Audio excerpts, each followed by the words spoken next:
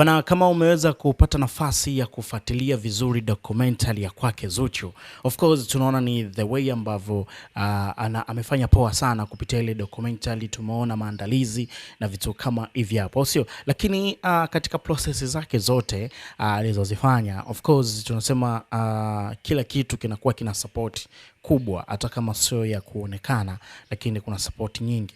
Sasa moja kati ya ujumbe mkubwa sana ambao Zuchu ameweza kushare kutoka kwenye ukurasa wake wa Instagram, na hasa wakati akizungumzia kuhusiana ile documentary, anasema kwamba kabla ya kwenda, siku moja kabla ya kwenda kufanya performance siku ya Yanga Day, alitumia ujumbe mzuri sana na kutoka kwa mume wake Diamond Platinum, na ameweza kushare na sisi ujumbe huu.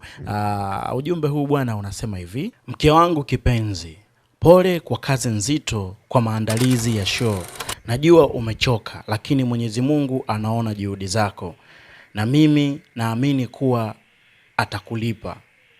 As you step into the stage tomorrow, I know your courage not just about your incredible talent, but also about all the love, pride and admiration I have for you. You have already made me the proudest husband in the world, and I know tomorrow you kill it, and I pray for you. I love you so much.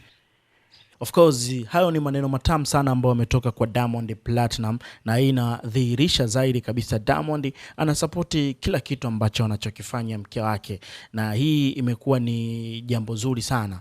Na hata pengine inawezekana katika ile maneno ambayo Diamond ashakuyazungumza kwamba ametoka mbali sana na huyu binti, yani kamfanyia vitu vingi, kuanzia kumsaliti kunini, kwa hiyo hawezi kumwacha hivi alone. So pengine maneno kama haya yanakuwa yanampa Zuchu ile nafuu ya kuona kwamba anapendwa sana, lakini pia kupotezea vile ambavyo anafanywa kwenye upande wa pili wa familia yake na vitu kama hivi hapo, sio? So kila kitu kinakuja kwa sababu. So pengine katika ujumbe huu alioandika Diamond Platinum, pengine Zuchu aliamua kuutunza tu, Diamond labda hakuwahi kuwaza kama utakuja kutumika kwenye documentary au kwenye kitu chochote, lakini Zuchu kaamua kutengeneza maneno ya Diamond ambayo ameweza kumwandikia na kuja kushare na mashabiki zake kuona ni kwa namna gani how much anapendwa. Lakini sijui kwa upande wa kina Dangote, kwa maana ya mama Dangote, wanalichukuliaje hili, yani kuanza kuonesha uwazi